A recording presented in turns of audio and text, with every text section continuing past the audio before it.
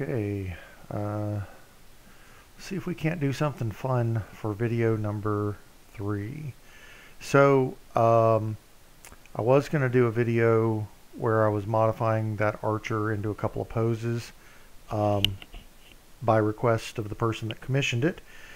But that won't take very long, and it's not as interesting as this idea I have here. So, thought I would throw this out here, show you guys some other options that you might consider doing. So one of the things that I first started out doing, which seemed to be pretty popular, was what I called un-MechWarrior onlining some of these models, where I tried to take a MechWarrior Online model and bring it closer back to the original art. You know, and it was somewhere like halfway between.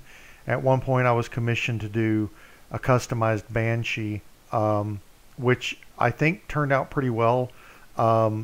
It's not completely original 3025 like right out of the technical readout, but it's certainly closer than the MechWarrior Online version. I'd show you the pictures, but of course Thingiverse took everything down, but I've still got the files. So they will be published again at some point. Anyway, so I've got a friend whose son is graduating next week, and we're making a trip out to see him, and he always piloted a Marauder in our games. So I thought it might be nice to give him a more updated model for his desk, you know, just to sit there. We don't game anymore. We're too far apart. But I thought, why not, instead of making just a straight up original Macross Glog model, which I have the files for here, as you can see on the screen, I thought, why not let's see what we can do to make a hybrid MechWarrior Online and Classic Marauder, and see if we can't come up with something pretty cool with that. So I've already imported all these parts because I didn't think it would be good to sit there and record me pulling in parts one at a time and then spending 30 minutes trying to find them on the screen and bring them up and resize them and all that, because I've gone over that in the previous videos. So what I've got here, if you can see, is I've pulled in the left arm, the left leg, left foot of what we would call a Classic Marauder, which is off the Macross design, and this is somebody else's model that created this. It's a really nice version, and you can see it's got all these ball sockets where they actually are designed to clip together and you know, make it a semi-movable object. And then I've got the corresponding parts from the MechWarrior Online version, and what I wanted to do was show you how I might hybridize these two models together and get a different look, so that you know, you get something that's kind of the best of both worlds. So first thing, let's look at doing something pretty basic. Let's go ahead and hide a couple of these objects just to get them out of our way so that we don't have to focus on those. And so here we have the MechWarrior Online shell that Strato had done, and he published all the files. So thanks out to him, because this gives us a great starting point, and since it is you can separate the shells, that's going to help us a whole lot. So the first thing I want to do, because this, you know, the MechWarrior Online has the autocannon on the side, and it's not like the dorsal cannon here. I want to remove that so that we have a symmetrical body. So the first thing I'm going to do is come in here and separate the shells. And now I can come in here and highlight these parts, and they're gone. Simple as that. We don't really need these either. Not really going to serve a purpose in this exercise. So that gives us a nice, clean, simple torso to work with. Now, you don't always have that option with a model or a file, because, you know, if somebody has rendered it fixed where it's a single object, you would, the other option you could do is you could do a plane cut right down the center of this and then mirror it and put it back together and then fix it, and then you'd still have your symmetrical frame. But right off the bat, that's what we want to do first. Now we're going to take our traditional glog and we're going to bring it in and overlay it straight onto this. It looks like maybe they aren't perfectly aligned there. That might cause us a little bit of a problem. Hopefully it's oriented correctly. So right off the bat, you can see that the original version is a bit thinner than that one. And just out of curiosity, yeah, see, there's no shells. So this object is as it is, and we'll have to make do with using it as is. So let's see if we can't bring it somewhere between the two. So the first thing I want to do is line them up and just see how the objects look. And you can see right off the bat, even if I did nothing else but this, I might, you know, want to do something different with these nodules for the engines. But right off the bat, just dropping it halfway into the torso has already created a great look. I mean, you could almost just leave this as is. You might want to line up the arms a little better or something, but you could just about, or like that. I mean, look there. That is a fantastic looking combination, and I haven't hardly had to do anything. Now, I'm not saying that we stop here. I'm just saying that's one to consider, that, you know, that's a great look. Now, I like keeping the original one where it's at. So what I'm going to do is I'm going to duplicate this so that I don't have to mess up my original. I can always come back to that. And so now I can do some stuff like maybe we want to stretch this guy out a little. And you can see that helps a bit with merging up with the lines and placement of the new MechWarrior Online version. And it appears that it is skewed a little bit here. So I don't want to pull that straight as it is, because it's going to do that warpage that I talked about. And so what we might want to do here is, you know, we can still work with it because it's not that far off at the angle that it's going to make it unworkable. This one's a very mild amount, and so what we might do here is let's see if we can't bring this guy out. All right, and now since our Marauder torso is split into all these shells, the way we can do this, we could either, you know, zip it all back up, which is one way to do it. You know, we can combine it back, and there's always an extra part that usually slides out, so you have to go find that and make sure that you combine all your parts. If you didn't want to recombine it, you could still select all the parts and then hit the T to transform, and it will still transform everything all at the same time. And so you know, both options are perfectly viable. I can always unzip this again. So now what you can see is we've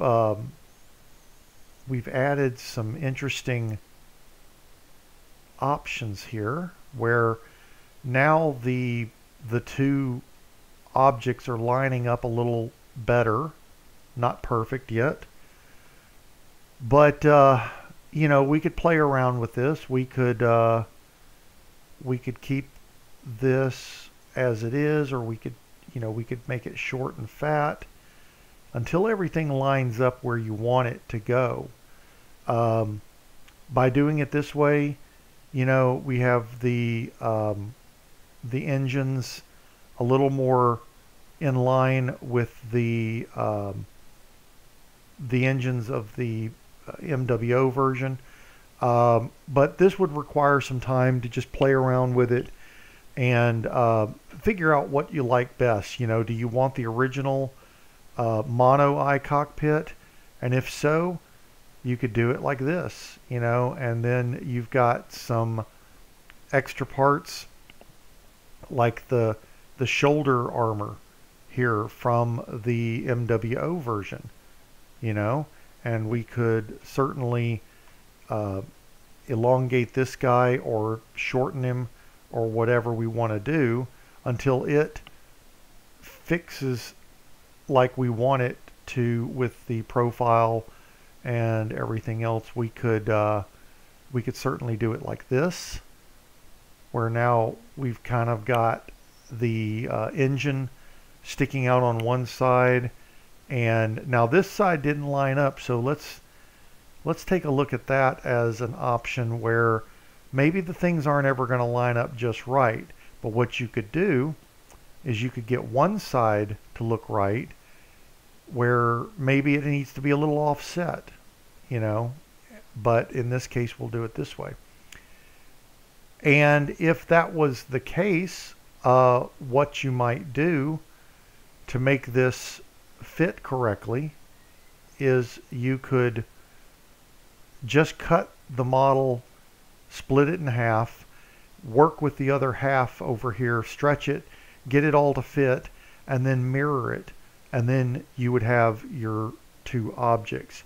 So let's do that as an example. We're going to duplicate this again so that we always have our original to work from. And let's turn that guy off, and we're going to work from the copy. And so what I would do here is I'm going to do a plane cut, and I'm going to rotate. Now this is one that I didn't realize early on. If you drag your mouse out while you're holding the button down to control this, there are marks or ticks where they are the hard marks, like 45, 90. And if you want to line it up perfectly, just drag it over that tick and the line will naturally go to it.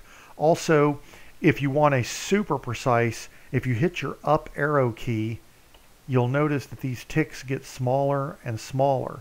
And that means you could move it like smaller degrees at a time. And naturally, when you do the cut plane, when you rotate it like this, it is already dead center of the other object.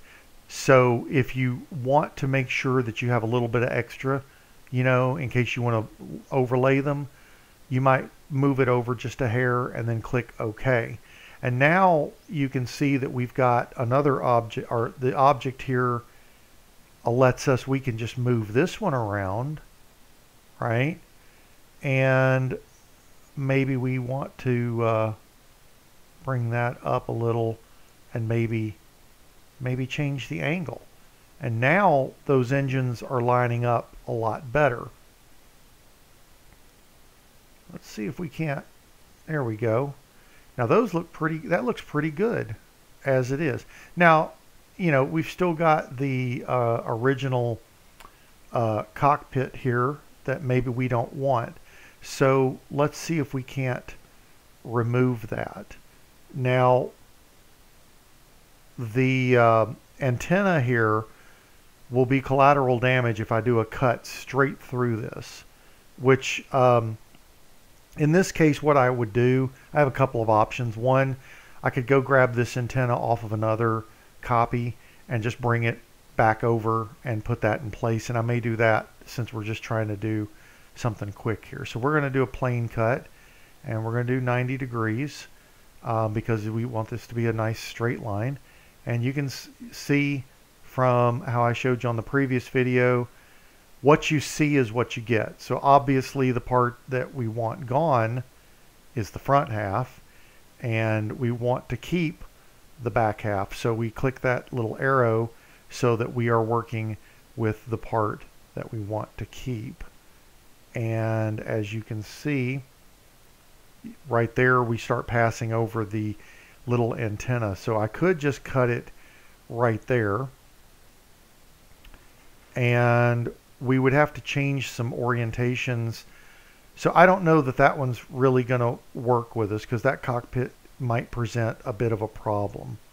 So let's cancel that, and instead let's come back over here to our torso here, and what we could do is we could separate the shells, pull out this cockpit, just the cockpit part, and we could widen it so that it blends better with this torso.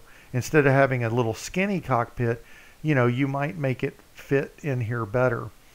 But for now, let's concentrate on duplicating this. That's going to mirror this. So let's go over here, and since we have it selected, we're going to hit mirror.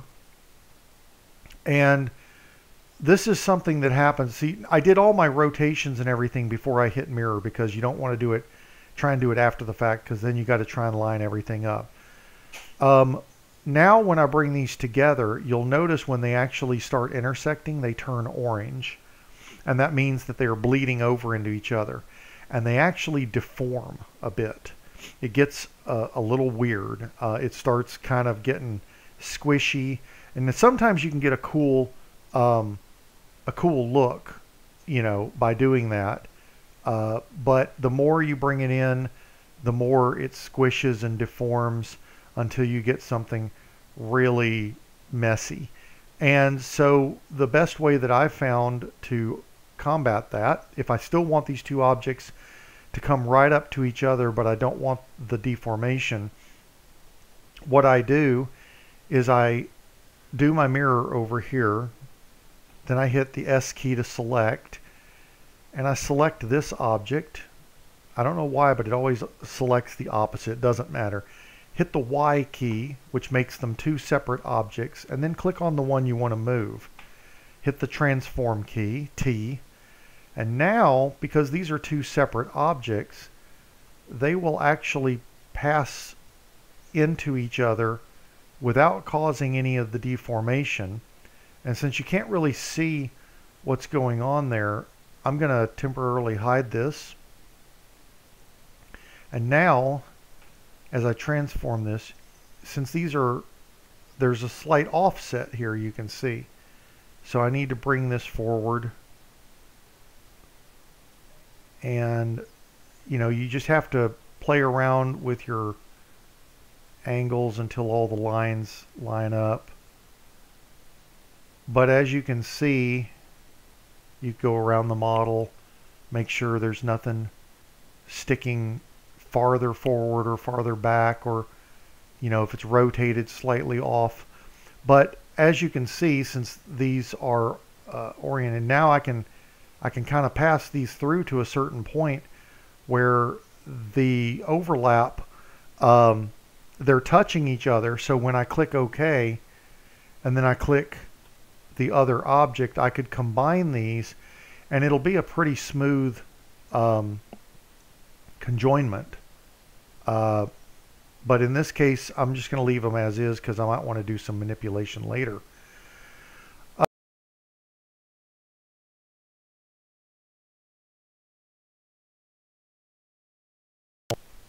Is still slightly offset, because the center of these two models where I put them together often.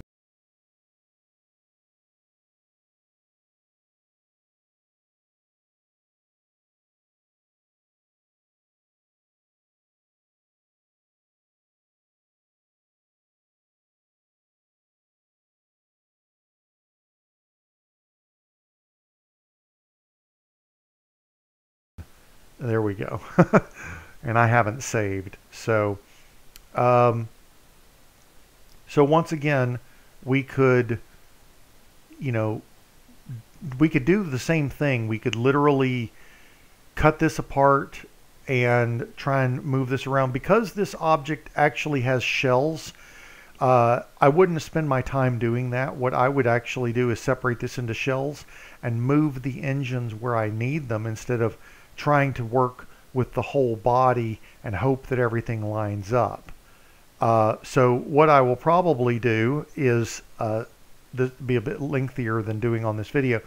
I will separate the shells, pull out the parts that I want to manipulate, move them where I want them to, and I'll just do one side. And then what I would do is I would just mirror it, because if I have to do, like if I have to stretch an object on the left side, I don't want to try and guess that I've stretched the object on the right side to the same level. So it's much easier to do all the work on one side and then hit mirror, and you know all of your objects are perfect copies of your original. So that would give you the means to maybe move these armor pauldrons for the shoulder down over the arm, where that's sticking out, and then it will look a little more appropriate. Let's go up here and take a look. Let's grab our gun and bring that forward and see how that looks just sitting on our regular Marauder now. So we would have to do some placement, and it looks a little wimpy. So what we're going to do, we're going to beef it up just a little bit. So the way you do that is you click on the square and you hold the button, your right finger button down, regular click. Hold it down and drag it up. And what that does is it enlarges it across the board, right? Makes it a bit thicker all the way around. But now I'm just going to click on the front and I'm going to reduce the length, which of course will also shorten the barrel, but it also shortens this back end. If I wanted to keep the back end the way it was, let's say, what we would do here is we have a couple of options. We could do a sloppy select and hit Y, and that would separate the barrel, but it'll be a sloppy cut, and I don't want that. So what I'm going to do here is I'm going to duplicate the object, and I'm going to do a plane cut. We're going to do 90 degrees. And on this first one, let's just focus on keeping the housing. Okay, so about right there is fine. And I click OK. All right, and now we come here to the second one, and we're going to duplicate this. We're going to do edit and plane cut, and we're going to do 90 degrees again. And this time what we're going to do is we're going to keep the barrel section. And if you'll notice, because these are now two objects and you can see the difference between them, you can actually see where they separate. And so I'm just going to do that. Now those are two separate objects, and I can click on this one and I can reduce it, which of course when you do reducing, it doesn't reduce it from the front back. It does it from the middle and pulls everything in both directions at the same time. So that's something to remember when you're reducing or enlarging something. It enlarges from the middle of the object, so you don't think that your back end is going to stay where it was and then you're just going to pull the front end down to where you want it. Okay, so that looks pretty good. That's a pretty beefy looking design. I'm going to select both objects and kind of move them forward. All right, now this one now looks a little bit too big, and maybe I don't like the shape. I want it to be thick but not necessarily so tall. So I could, you know, bring this in just a little bit here and there, and now I've got myself a nice looking cannon that as long as it's touching into the other object, when you go to print it or when you make it a solid, it will stay as part of it. Just make sure that they are passed through each other at least a little bit. Now, this looks pretty good, so I'm going to go ahead and save here. But you know what? I think there should be a little bit of a rotation or an object that would let this be more mobile. Okay, so what I'm going to do is I'm going to do a new object here. I'm going to click on the main MechWarrior Online torso, and I'm going to grab this ball, and I'm just going to drop it right on it. Okay, and by default it creates a new object, and it's right there. So first thing, we got to orient it so that it's straight up and down, just because it makes your head hurt if it's not. Makes it easier to manipulate. The round object, it's not so no big deal. If it was a square, obviously it would present a problem. So now what we're going to do is we're just going to pull this down a little bit, and we want to bring this to a size that this will fit onto. So maybe that's a little bit too small. And this is one complaint I've got about MeshMixer. It's hard to, when you zoom in, it's like the camera zooms to one spot and some of your objects, you know, move out of frame. And so for you to be able to see it better, at least I haven't found out how to do this yet, you actually have to just grab all the objects at once. And let's say I want to move it down here so that I can now get up under it. You see, that's how I'm talking about, where you have to move the whole thing so that you can now get to a different angle. That's a little bit of annoying, but you know, it is what it is. I didn't write the program. All right, so we've got this funky part that comes down here, and I want that to be on the ball section, and that looks about right. So I'm going to pass this up over it, and you can see because they section through each other, it now looks like this could be inside the ball. We're going to grab both, and now I'm going to bring this down, and since it's centered, now it looks like I've got a rotation ring or a rotation ball where I could, you know, change the angle of my cannon. If I wanted to, I could actually rotate it, you know, left and right. If you wanted to do like an action pose, you could, you know, you could do it this way. So that's always things to consider. But you can see how easy it was for me to just throw this object in there. And because of how it lays into the model and how it blends with the cannon, it makes it look like it's a, you know, like a rotation ring. It doesn't matter that the rest of the ball is inside this model. You'll never see it. Now, if you wanted it to actually have a flat bottom and, you know, maybe some concentric rings, you could do that with a new object. You could come here and maybe grab the cylinder, drop it there, and we would, you know, we'd want to align it and get it like we want. Okay, and then we can hit transform, and as we reduce this, you can see it's pulling it in from both ends. So we could do that. Oh, there's one more thing I wanted to show you on this video. How to get recessed lines in an object. At least this is the way I do it. Okay, so let's say I wanted to do like 3 rings and I wanted to have it with a nice recession between the 3 rings.